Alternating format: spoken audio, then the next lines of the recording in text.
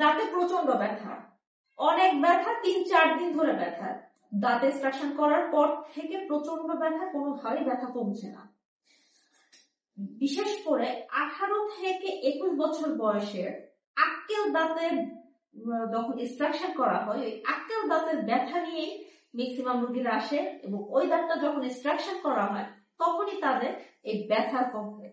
আসসালামু আলাইকুম, আমি doctor Syeda Fatema Mou, smile dental care, Barishal branch থেকে।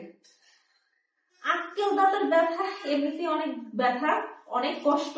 যেটা হচ্ছে আক্কেল দাঁতটা মূলত হচ্ছে লাস্টের দিকের দাঁত, যেটা আমাদের মাড়ি ফেরে উঠে, এই দাঁতের প্রচন্ড ব্যথা। কিন্তু এই ব্যথার থেকে বড় ব্যথা যখন এই দাঁতে এক্সট্রাকশন করার পরও ৩-৪ দিন পর আরো ব্যথা হয়।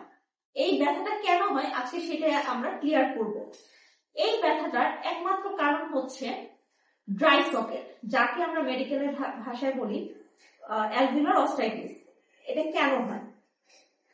দাঁত যখন আমরা তুলি, দাঁত তোলাটা যদি হয় আপনার সার্জিক্যালি এবং সেটা যদি খুব ফোর্সফুলি হয় বা কোনো প্রেশার ক্রিয়েট করে দাঁতটা তোলা হয়, সেই ক্ষেত্রে এটা হতে পারে। এছাড়াও যদি পুর ওরাল হাইজিন হয়, তাছাড়া দাঁত তোলার পরে যদি দাঁতের ভিতরে কিছু রেমনেন্ট অংশ বা ইনফেকশন থাকে, সেক্ষেত্রে আপনার ড্রাই সকেট হতে পারে।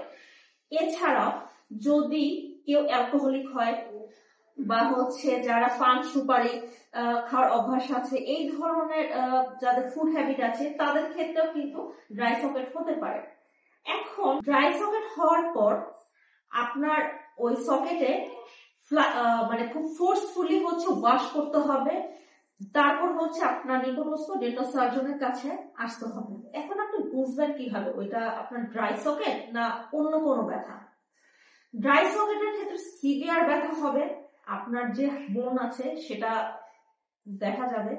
এছাড়া হচ্ছে গিয়ে ফাউল স্মেল, যেটাকে মানে বাজে গন্ধ, মুখ থেকে গন্ধ আসবে। ওই জায়গাতে হচ্ছে আপনার পুঁজ বা হচ্ছে গিয়ে আস্তে আস্তে হচ্ছে ওখান থেকে কিছু লিকুইড বের হবে।